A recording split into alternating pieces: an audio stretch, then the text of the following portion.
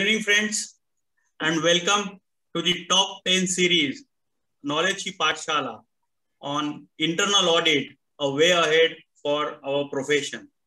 And today, for discussing about the internal audit, we have none other than CA Hardik Choksey ji from Mumbai. Friends, to begin with, may I now request Chairman of Nagpur branch, CA Saket Bagadia sir, to kindly give his welcome address. Saket sir, over to you. Thank you so much, Akshay. A very good evening, respected dignitaries. The learned speaker for today, Sri Hardik Choksey ji from Mumbai, Treasurer of the branch, Sri Akshay Gulane, the coordinator for today's session, Sri Nitin Alshi ji, Amarjit ji, Pooja and Lakshmi, Rashmi Madam, Roshan, Lalchand, Prashant, Farooq, Saurabh. I welcome all the members to this very important meet on internal audit way ahead for our profession. Friends, when I had a word with Hardik Choksey ji some days back, I was just very impressed by the way he looked at the things and he was telling the things. You know, there are always two sides of a coin. We always try to look at one side of the coin. So when I was discussing about him, some things that sir, fine, abhi itna sara problem ho raha hai, itna sara cheezein change hote ja raha hai, opportunities kam hote ja rahi hai, sab cheez hote ja raha hai. So he told ki there is always the other side of coin to be looked at. So he said, it's not about you always should look at ye kya nahi hai. You should look at what are the things there which you need to understand, which you need to take care. In fact, I was having a word with him when he said that the branding of our CA profession. I was really impressed by the words when he used the branding of our CA profession. You know, these are the words which make you feel that you are a proud chartered accountant. Whenever I'm at Nagpur, I don't really feel like now the world is now opened up. The world is now no more a small shell like. So it's like that whenever a person says, I say that I'm proud to be a Nagpur chartered accountant. That is a thing which makes you different. You never need to say that you need to be a chartered accountant from Mumbai or any other place to really do big works. We have got so many people who are doing big work sitting here at Nagpur. And now with all these technological things coming up, everything has become a small world for that. So big thanks to you, Hardik sir, for sparing a valuable time and going to speak on this very important topic of internal audit. Internal audit, just 2 lines on that, because internal audit, whenever we say, there are again 2 aspects of that. One is a routine vouching, by which I say that, okay, fine, these are the things which are there. You need to improve on that and anything like that.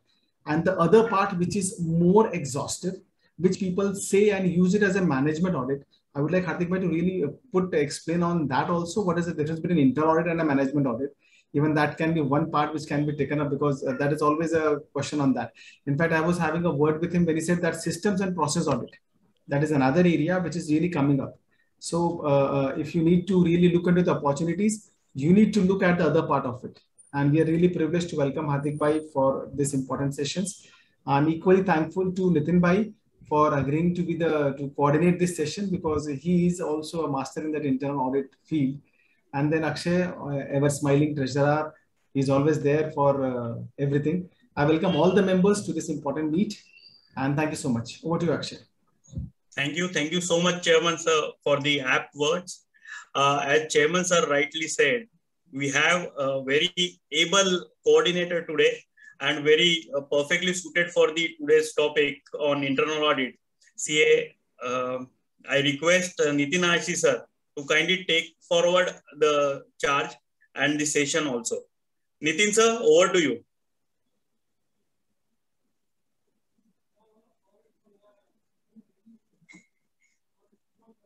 Nitin sir, kindly unmute sir.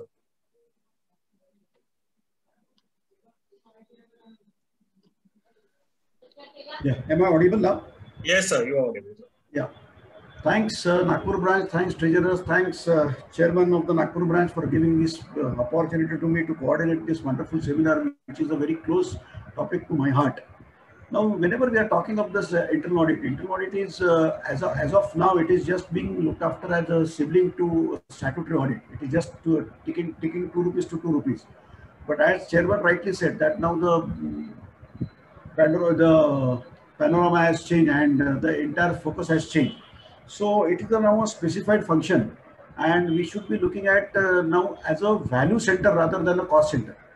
Otherwise, it was treated as cost centers. and now it should be treated as a value center. As the chairman of Nagpur chapter for Institute of Internal Auditors, we had a close connections with IIA, and IIA Institute of Internal Auditors says that internal audit is a consulting profession. They are treated as consultants, right? They're not auditors; they are mentors. So now it should be treated as, and the approach has now changed. There is a 360-degree approach, the integrated approach, the risk-focused or risk-based approach.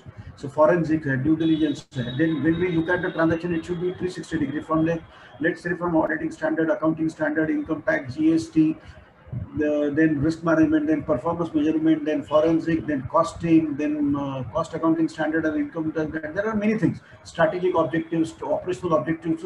So it should cover many things.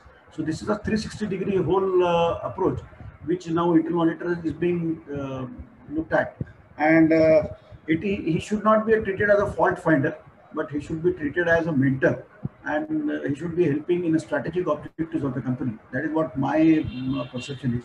I take this privilege to introduce our great speaker today, Mr. Hardik, and I really feel honored that I'm being given this chance to introduce a great personality.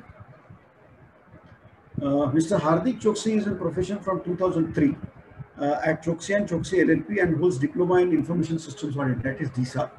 His areas of practice is risk advisory, forensic, digital transformation, restructuring, business advisory. Co-authored a book for ICAI and BCAI, that is Bombay Chartered Accountants Society.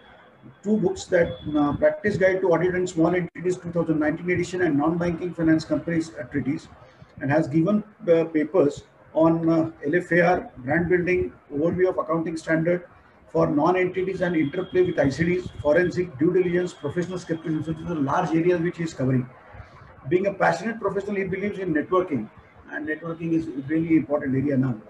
And he is presently a mentor to a company promoted by Young Chartered Accountants, online audit balance confirmation tool. This company is recognized by ICAI. This is a very noble things he has done. In the past, he had co-opted member of committee of members of industry for ICAI, and he is passionate about the sports and believe himself him to be face challenges in life.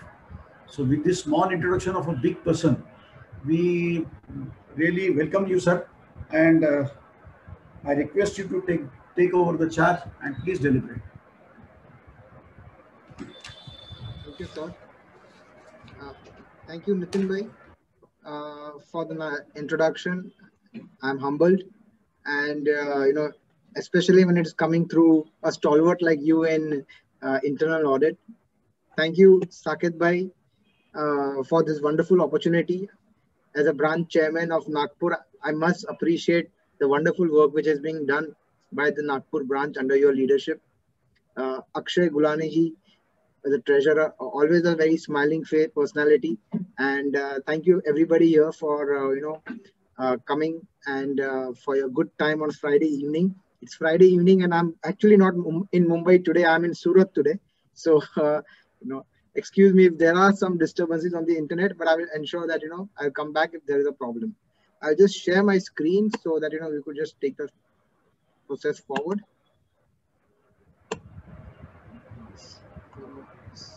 Nitin bhai, is the screen visible?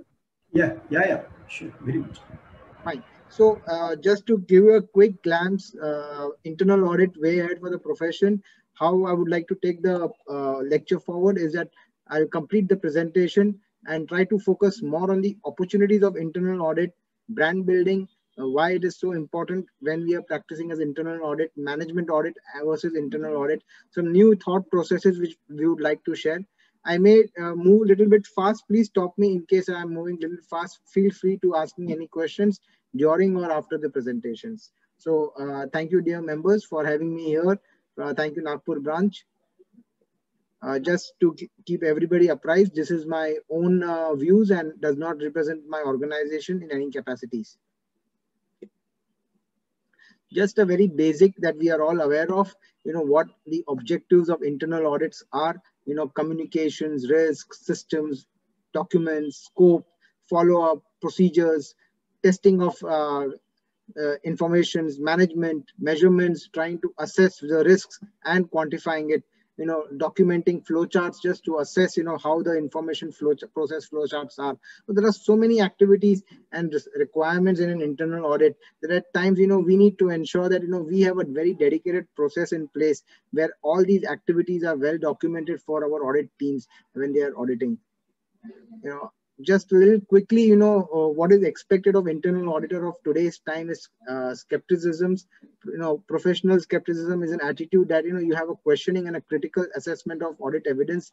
This is not a forensic, but, again, the new age requirement is that the internal auditor is skeptical and he's able to look at things beyond the normal or the statutory auditor would always look at.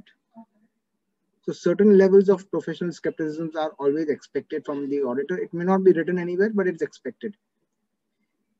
Just to give you a very quick glimpse, let's say if you are auditing some document, we had come across something like this, that, somebody has claimed an amount of 3,300 rupees for filling in a petrol of 89 liters. Naturally, you have to, as professional being skeptical, required to raise some views and thoughts on what professional skepticism is all about. And that's why the internal auditors should be skeptical. So moving to the main areas of the internal auditor audit, why we need to transform the internal audit function. I think this is where our presentation would actually start from, the reasons for transforming the internal audit function. Friends, lately, we have seen that there is a very enhanced oversight and expectations from various entities. It could be the regulators, it could be the enforcement agencies, investors. So, I mean, let's say you are, your client is, involved or got a notice from the GST department. Naturally, under the GST Act, we are all well aware that, there are prosecution and arrest provisions, again, for any kind of a wrongdoing, whether it is intentional or non-intentional is not a matter of discussion. But again, there are these provisions which needs to be kept in mind. So it's very important for the, as a chartered accountant, we are able to convince and inform our clients the responsibility of the internal audit function in today's times. The MCA has come up with a list of shell companies. Again, there is no definition of shell companies in today's times, but when businesses are transacting with companies, again, the role of the internal auditor becomes very important. Are we doing, are there proper procedures in place to ensure that the right vendors are empaneled? Compliance is becoming one of the major areas of concerns because it's across, whether it is regulatory, it is whether internal compliances, it is whether group level compliances. Compliances plays a very critical role in today's times, and so transforming the internal audit function becomes a very important reason. Another major reason is, of course, crisis management. Today, if anything happens, the first two people who really get called in the organizations, one is, of course, the CFO and other is the internal auditors. Everybody needs to have a quick response to any kind of an allegation which is put on the company in today's times. So early warning signals is what is expected, and that is the role of the internal auditor, to give the early warning signals to the organization that these are the areas of risk, and the necessary systems and processes, controls needs to be put in place. Otherwise, it may become a very challenge if some large issue happens. Companies Act, corporate governance, directors' liabilities. Again, fraud and other areas have been defined in the Companies Act. The director and trustees' liabilities have been expected, so have increased. So naturally, the expectations of the internal auditor have also gone up. There are new technologies which are emerging in today's times, the Internet of Things, cloud computing, all these technologies are generating lots of data. So naturally, for an internal auditor, technology plays a very important role, and a lot of data needs to be analyzed through various places. So it's important that we start getting reasonably well conversed with these new technologies, which are going to play a very critical part where a lot of data is going to be generated. And hence, it's important to the internal audit function of today's time. We as young chartered accountants start looking at things a little bit differently. Now, what do we want for an internal audit function? I mean, a 360 degrees evaluation, like Nitin Bhai said, 360 degrees evaluation, whether we should have or not. So, it's important that, we focus on adding value to the management. Internal audit is all about not a compliance function, but a value addition function. And if we are able to think from that perspective, I'm sure our audit processes will also work along that side. technology usage becomes the most critical part of today's times. We may feel that, array, we are doing a normal transaction audit. Why should we use technology? But, using technology will always benefit because we are able to see a lot of value and cost benefits and a lot of other benefits coming from the use of technology. So using of technology and value of value to the management are the two focus areas I believe the future of internal audit profession will look forward to. Linking the internal audit scope with the organization's business strategy. It's important that, when we get a scope of work, at times we tend to look at the scope with a very, closed thought process, at times closed minds, that yahi hamara scope hai and that is what we need to do. However, let's look at internal audit as a very broad area of work. Let us understand the business strategy of the organization and try to evolve our checkpoints and checklists right from the business strategy point of view. Again, like we said, it has to be a value to the management. So naturally, the internal audit scope has to be linked and aligned with the organization's business strategy. As you move forward and the scope of work is developed, do have a look at the strategy, discussed with the management strategy. It may not be documented, but when you discuss the strategy with the management, I'm sure you can bring in some good thoughts on the internal audit scope. Process level risk ratings, rating of risk. Again, let's look at organizations of different size, a small, medium enterprise, a large enterprise, and a listed entity. Every entity will like to look at process levels in a different way.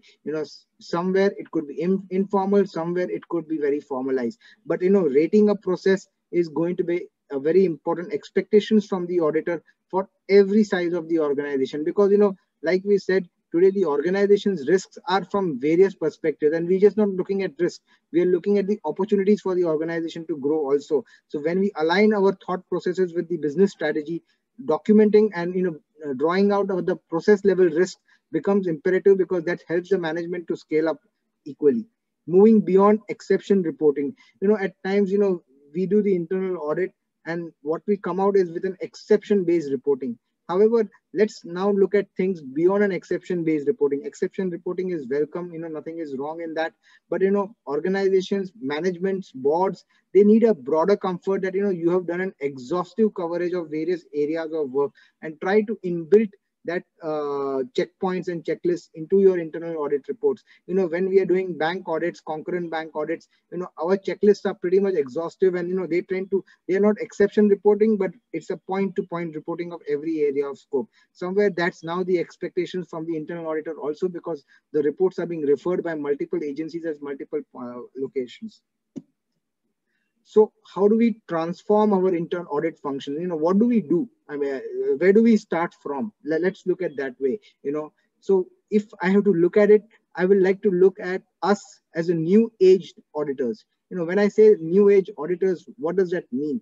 I mean, our courses are remaining same. Nothing is changing. Our experience, our syllabus, nothing changes. But the expectations from the auditor is now changing. It's all about digital auditing. Digital auditing is going to be the next area of wave of internal audit. That is going to be no doubt of that, because technology is taking over the day-to-day functions of the organization in a very fast and accelerated way. COVID has probably accelerated the use of technology in some way. Understanding the businesses and lot of use of powerful data and technology. So it's important that we like we said, we understand the business of the organization. We start generating a lot of data, powerful data, and use of technology, so that what happens that we are able to do an audit more exhaustively and develop a roadmap, develop an audit plan, an audit strategy internally before we go to the organization and tell the organization, see, this is what we are going to do for you in the first quarter, second quarter, third quarter, fourth quarter. And every quarter we tend to show the organization how the risks are moving, whether they're moving up, whether they're stable, whether they are, they have been brought down. It's important to have an audit plan also, which activities we are going to audit, which are the critical activities which needs to be audited on a regular basis, which may not be the critical activities, again, which can be audited later on. Again, being a value advisor to the clients, it's important to develop a roadmap also for the internal audit. Having a strategy of an offsite and onsite working, this is a topic which is very close to my heart. Today, it's not about, going to the client location, doing the audit, coming back to the organization, coming back to the client of your own office, reviewing, going back to the client offices. I think those will be the days of the past, and organizations which are not adapting to it, I'm sure over some period of time, they will have to adopt to this new way of working of internal audit, where it will be both an off-site and on-site working. Off-site analysis will happen of the documents. There will be a varied team, and there will be a lot of on-site reviews of information, which will be where the auditor will go and do the reviews. Data analysis, examining a lot of unstructured data with regard to incidents. I think this is a critical part, because a lot of data today, like we said, the data is in a lot of places. It could be in your ERP system, it could be in your various other accounting systems, it could be in other third-party systems. It could be even in your mobile, hypothetically. So again, data is unstructured. It's there in various places. You could have managerial decisions on your mobiles and WhatsApp today. So again, you will always need to take an approval, and you will need to check an approval whether an approval has been given or not. So you are examining a lot of unstructured data with regard to incidents. You are also discovering and analyzing a lot of patterns. Use of AI. Of course, AI will take some time, but as we transform the IA functions, but yes, use of AI is going to be there. Until then, of course, analytic tools will override AI. Continuous monitoring of controls is required. So today, the organizations are expecting a real-time monitoring of the controls. It's just not doing on a quarterly basis. Focus on strategic issues. Again, you need a team which focuses on strategic business issues, and align your data analysis teams and your strategic review teams, and try to look at an audit from a strategic perspective, which supplements the business.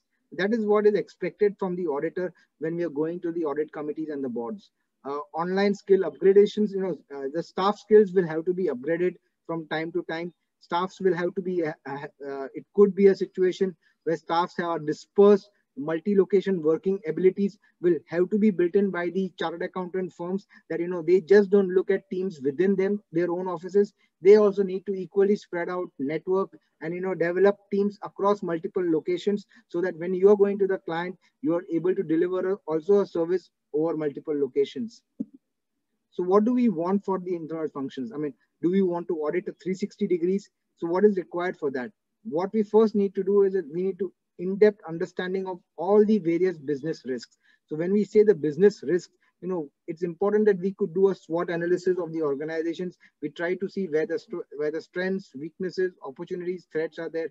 A similar thought processes which are already adopted when you're doing a project finance activity. So, understanding the business risks are important. It could be a compliance, financial, reputational risk, which is very important of today's times, technology risk, corporate governance risk. Risks are of multiple fold, and again, we need to ensure all the risks are understood whenever we are doing an internal audit, so that audit of any organization.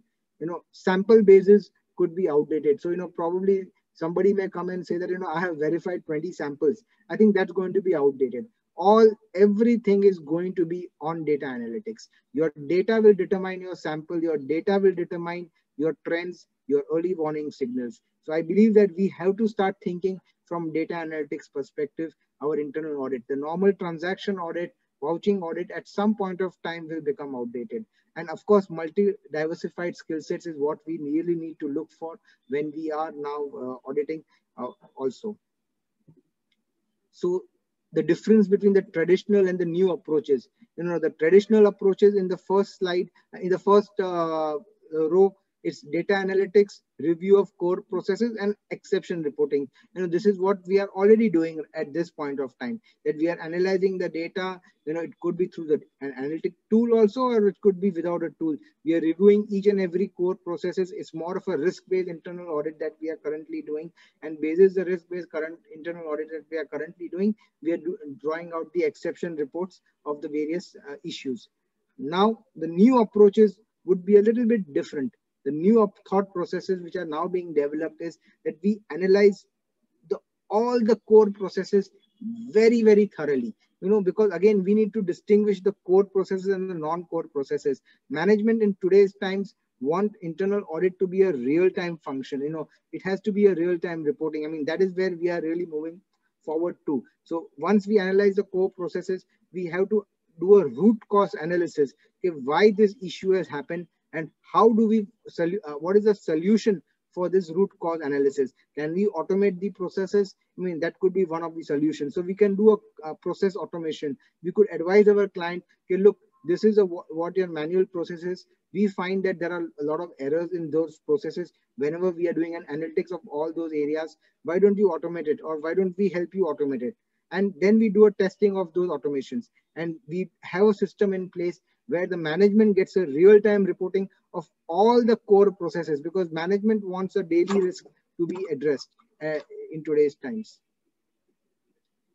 Embracing technologies, internal audit firms, chartered accountant firms must embrace technology.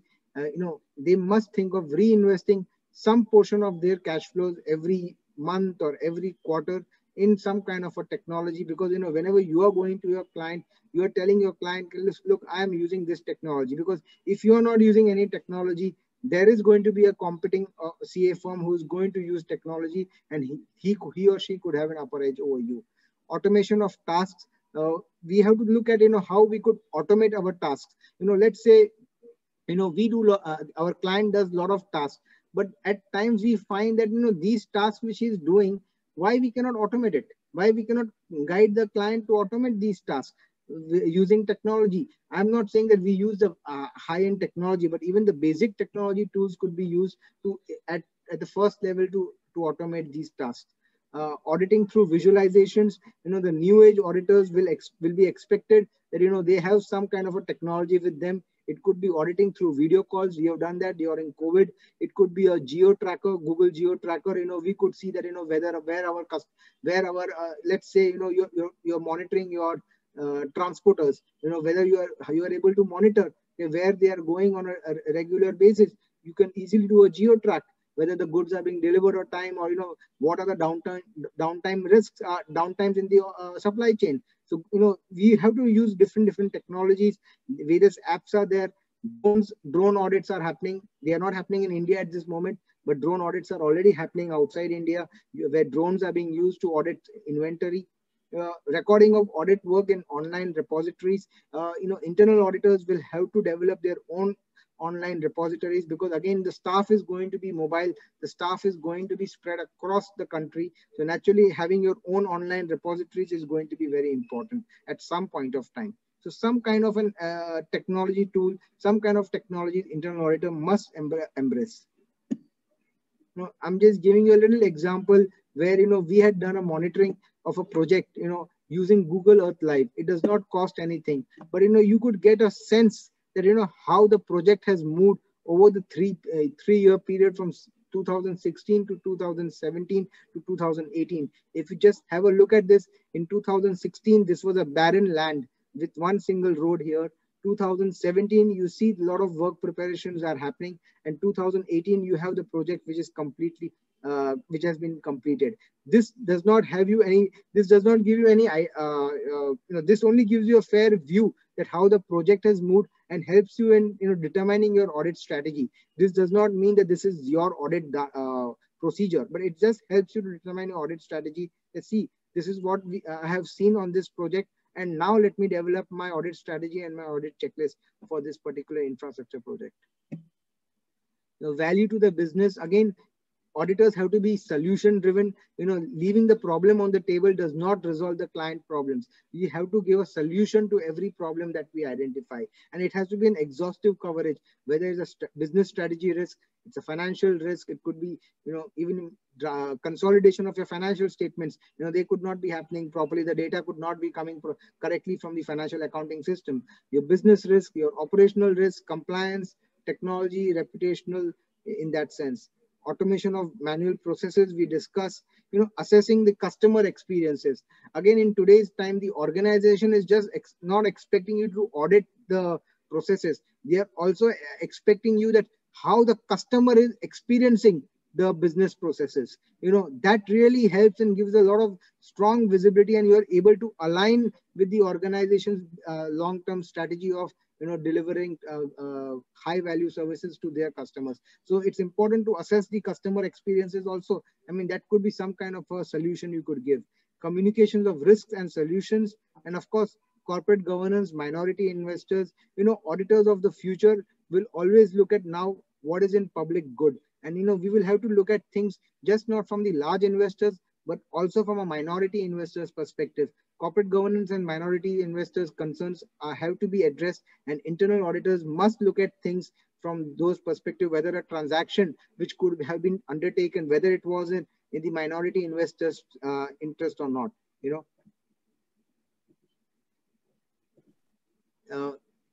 Information system audit, it's the next area of opportunity for the internal auditor across everywhere. So what is it all about? It's auditing the information systems, auditing the governance, the information technology governance practices, your business continuity and disaster recovery. Today we speak about COVID, and we say that, we have the best of the BCPs and DRPs available.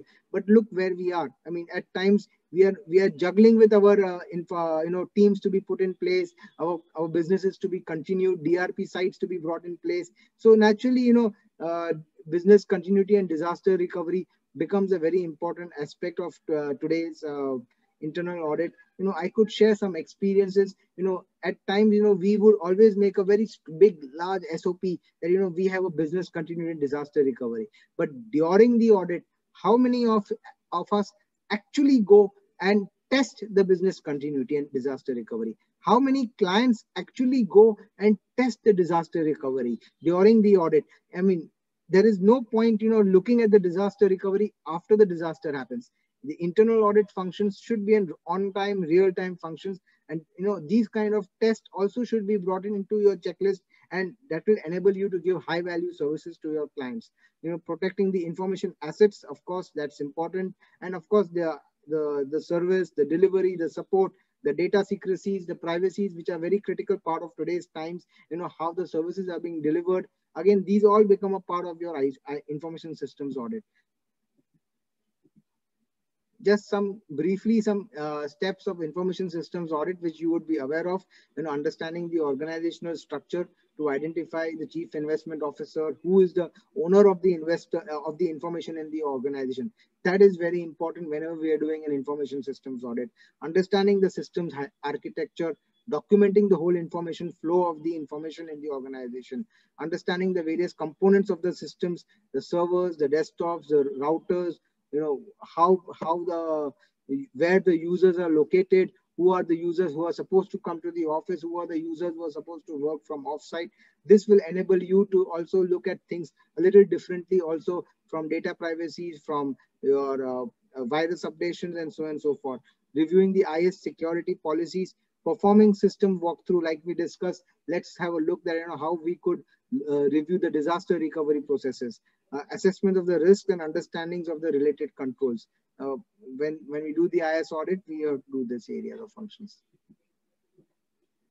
The future of audit, internal audit, is going to be an agile workforce, a workforce which is available anywhere, everywhere, at whatever time you want to do the audit. Today, audit can be done like a 24/7 function, and that is what is going to be happening at some point of time in the future.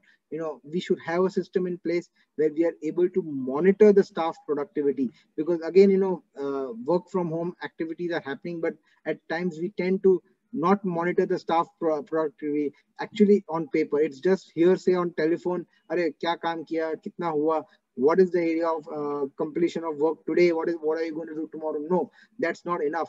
We will have to monitor more deeply what our staff is doing on a real-time basis. So tracking productivity is necessary to avoid the client lags, because again, you need to be there to guide your staff, and trying to use some new tools, which could be practice management tools, again, so that your teams are working, since they are working offsite, all are there, and there's a proper user behavior monitoring, task management, time management. Again, that's important for the controlling the staff productivity.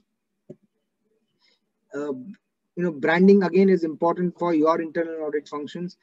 How do you ensure there's a consistency in expectations versus the deliverables? So we all aware that today there's a high expectations from the client, but irrespective there too, we are there to give the best of the services to the client, because that is what the client is expecting when you are going as an Indian firm. So you need to ensure that your quality of reporting is very, very high. Grammatics, at times we have good issues, but we are not able to articulate those issues. We have grammatics issues. Our reporting formats are not clear. They keep on changing.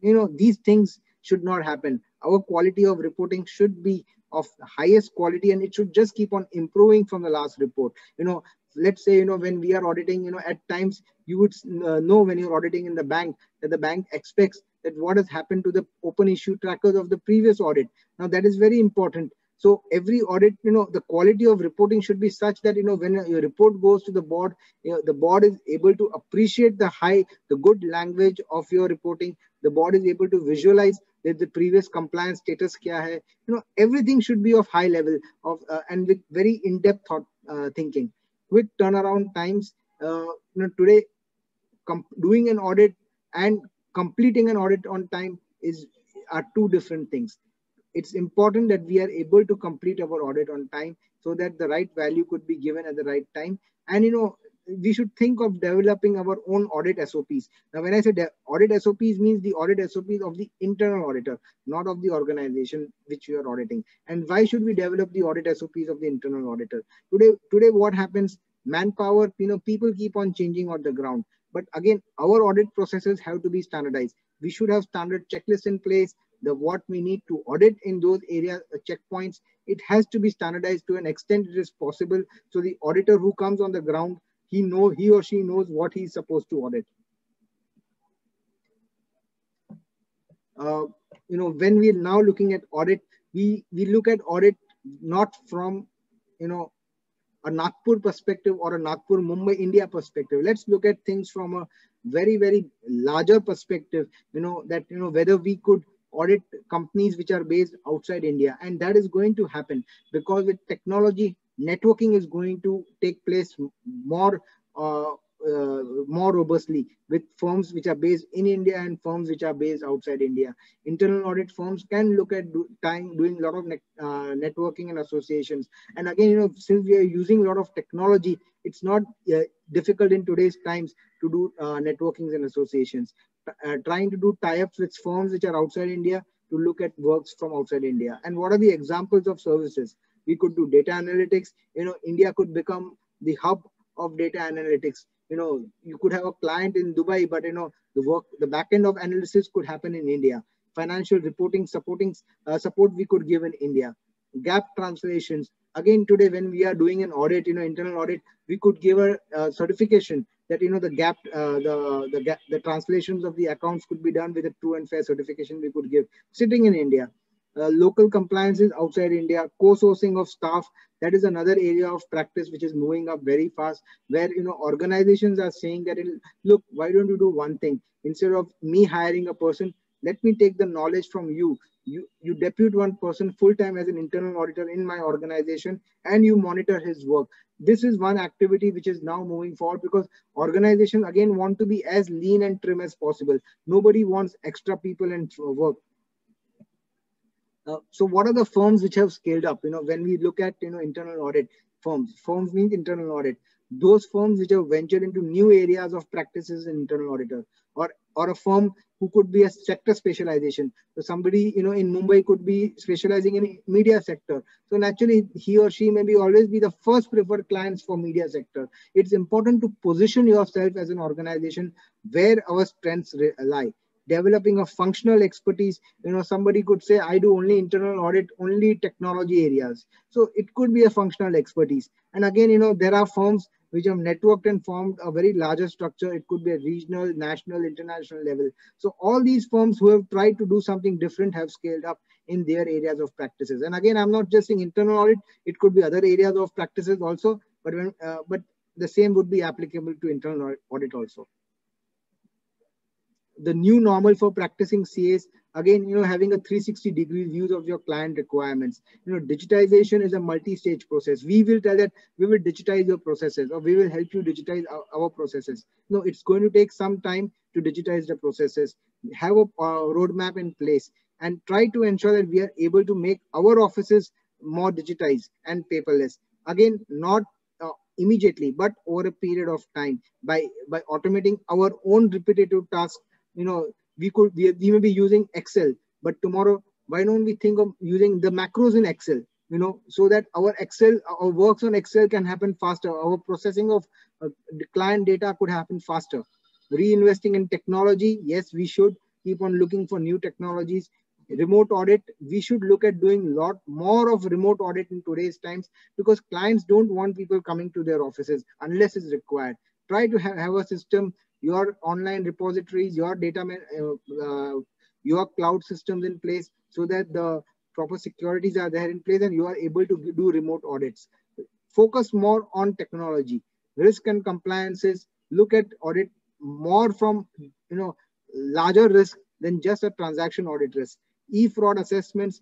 So today, what is happening? We are doing an audit, and the client is telling us that I have a feeling that in this processes there could be a high risk.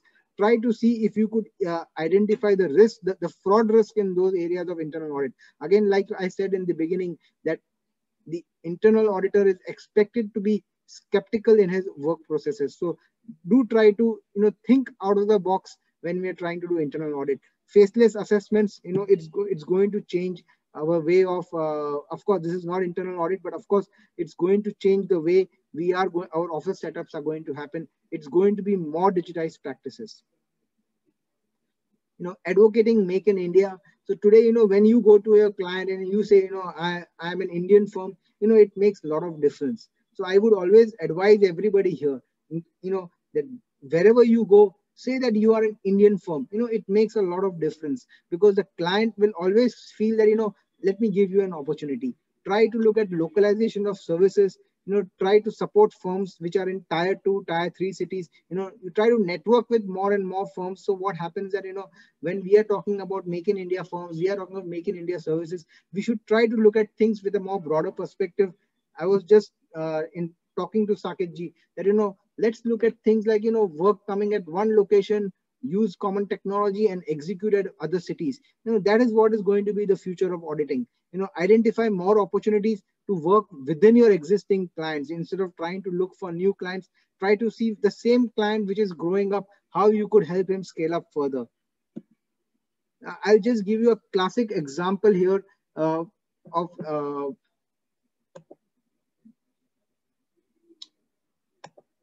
just give you a classic example here of how we could work together in a networking situation. And this is something which I have already done in the past.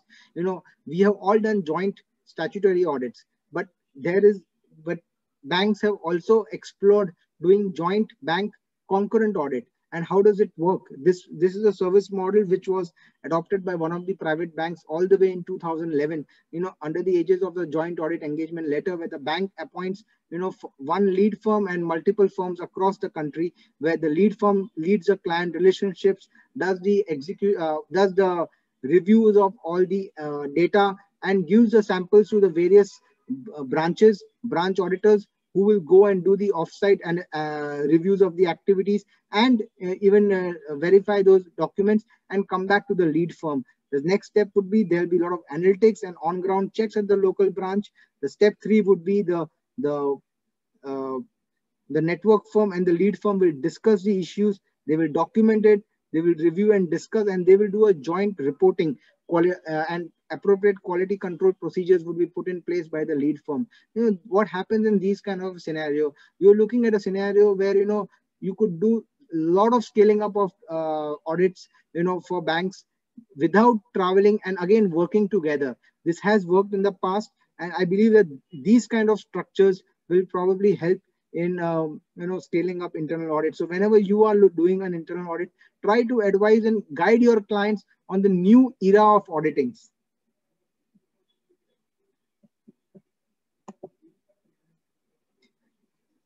Emerging areas of internal audit.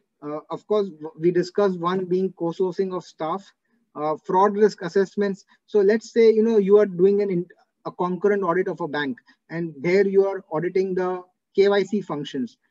Why you cannot check whether the KYC function have any fraud risks or not? or whether the KYC processes could be automated or not, how we could give some kind of a value addition in every function of audit. And of course, I'm not saying that this has to be part of the existing audit scope, but you could always look at new scope of work and new opportunities whenever you are doing any functional audit of any area of any company. Early warning signals, employee trading guidelines hoti hai in areas like capital markets. These are high reputational risks, where clients today also want, somebody wants to do a whistleblower, but your client may not have that kind of an infrastructure or the compliance officer in place to whom, this sensitive functions could be given. You could handle these kind of whistleblower functions. Again, co-sourcing of staff, outsourcing of internal audits is an important emerging area of practice. Fraud investigations, it could be financial frauds, forensic imaging of an analysis, laptops, mobiles. So we're not discussing forensics today, but there is an opportunity here.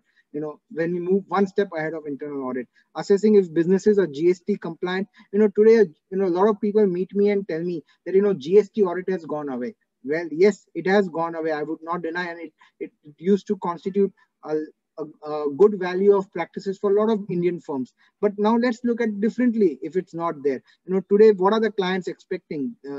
Whether your businesses are GST compliant, whether, there is any third-party risk. Let's say you are looking at vendors, who are non-compliant with GST or who could be blacklisted, or whether there is any kind of a wrongdoing activity happening within your businesses in GST. Again, like incorrect input credit. You may be doing it inadvertently, but again, we are having a lot of litigation risk in the future. So again, we should look at, if businesses are GST compliant or not. RERA, a lot of large investors come in, and today they are expecting that, they have an online reporting of what is happening of the funds which they have invested, what is the level of project efficiencies which have been achieved, what are the compliances of the organization. So RERA is one emerging area of practices in my views. Review of ERP implementations and optimizations. So we already, a lot of organizations have adopted ERPs, let's say they've adopted SAPs, but we always find that even these ERPs which they have implemented, the modules are not optimized. So again, we should try to look and advise our client how these ERPs could be, the systems could be optimized. We could even help the clients in implementing new ERP systems. These are the new opportunities coming in. Information systems and emerging technology risks like cybersecurity, online payments. There are so many risks of today's times in online payments. So naturally, proper proper information controls are there in place. Evaluating effectiveness of automated controls. We spoke about this. Human technology risk. Again, just like the internal auditor, even the client staffs are today dispersed everywhere. They are also work from home. Let's look at areas like the human technology risk. Whether the digital engagements are happening or not. How are the digital engagements happening? Do they have the same onboarding procedures of the human resources? How are the HR system processes being developed? How are these control reviews? Who's monitoring the HR human resources? You could do a lot of HR analytics, of the attendance systems, of the leave systems. So, a lot of new areas could be looked at when you're doing human technology risk reviews of today's times. Business analytics, MIS system reporting, when you have a private equity investor or any other kind of an investor, or a lot of MIS reportings happen, the quality of the MIS reportings could be reviewed by the internal auditor. The internal auditor could even assist in preparing these MIS reports. Because again, nobody wants a situation that the MIS report goes and then somebody says, this is subject to an audit. Everybody wants things online. Assisting in automating manual work processes, we spoke about it, that, we could do so much here that, let's say there are batch entries happening. So how, because the data is coming from the ERP system and it has been pushed into the accounting system, whether we could automate these two tools or not. Virtual CFO, it's the next area of practice, being virtual CFOs. A lot of startup companies need a lot of CFOs and compliance officers, but, they probably do not have that much capability to invest at the early stage of their businesses.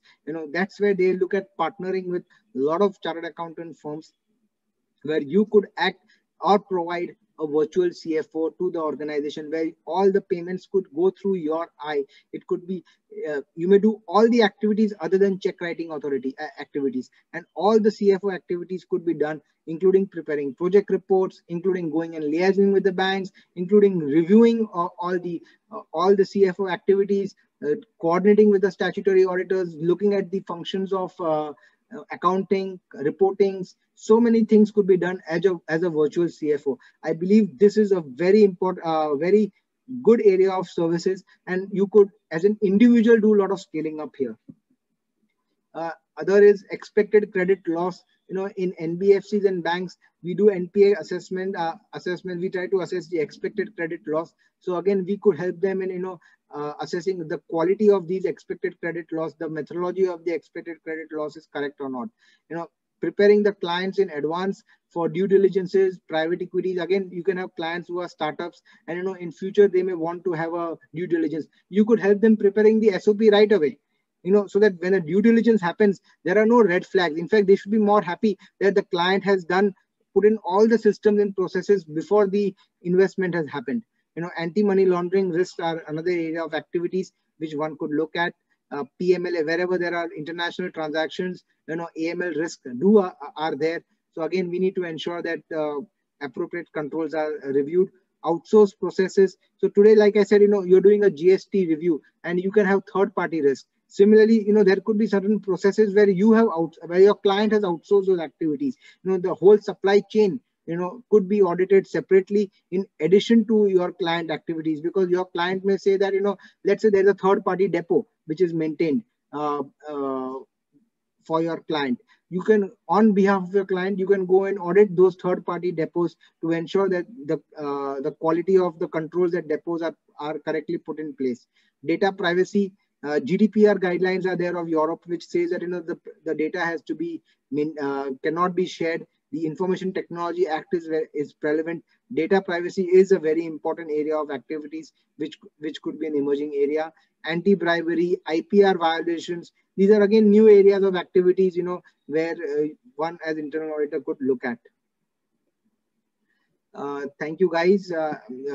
I've tried to cover up exhaustively all the areas of opportunities in internal audit. I will just try to take up some questions. Sir, how to approach the big companies? Yeah. So, it's important, my personal experience says that, instead of approaching the big companies, one should try to approach as many companies as possible. The ways of doing it is, of course, empaneling yourself, through your network partners, chartered accountant firms.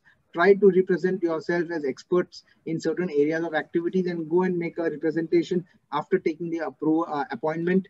How to create opportunity unless I'm able to showcase my ability. Like I said, networking could be one of the next areas where, your abilities could be available to be used. As I was discussing in one of my slides, that, let's look at ways that, work comes in one city and the execution happens in tier 2, tier 3 cities. So do try to do networking as much as possible. How to look at staff recruitment processes. I may need a skilled staff to perform, but I may not be in a position to pay for his skill sets. So again, in Mumbai, at times we face the same problem, that the staff is not available, or the staff is very expensive to be available. We do tend to look at different people from different eras. So we are different domain expertise. We even look at women who are married, who are working, who would like to work from home, who would like to do some activities from home. So try to think differently, that, whom you could take on a contractual basis, try to take on a back-to-back basis. A lot of people are available to work from home.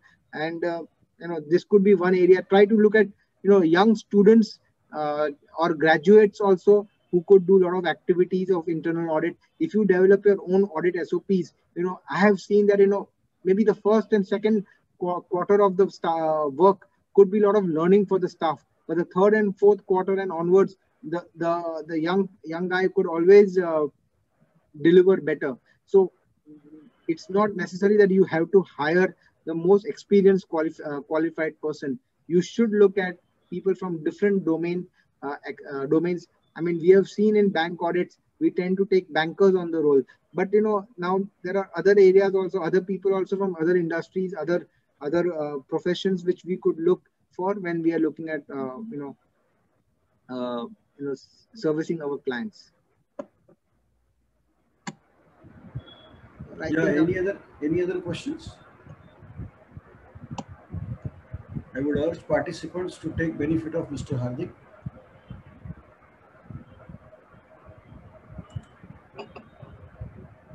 Any more questions?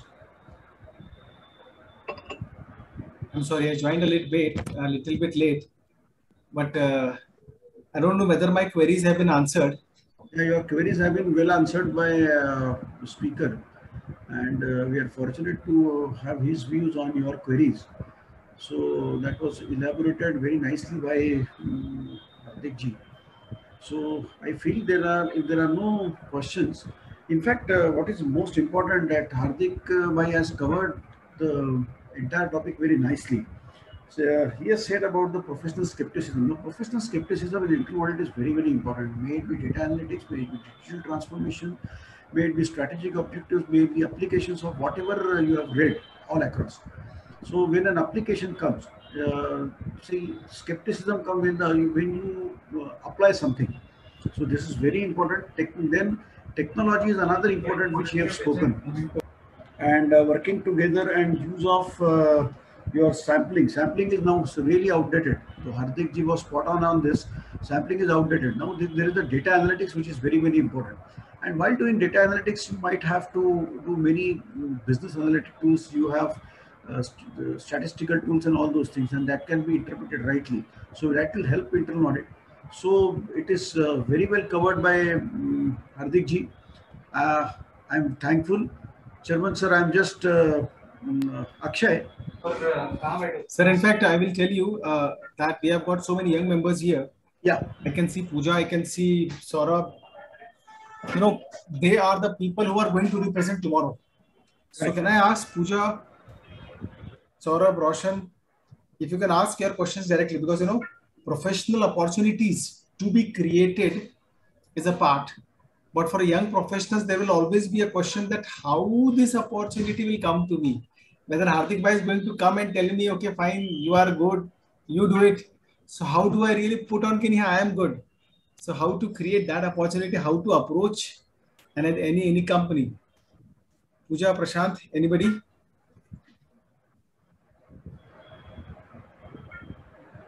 Ankita, Abhishek, Madhav sir. Madhav sir is a very senior chartered accountant into practice since last so many years. No, sir. Venkatesh sir, senior chartered accountant sir.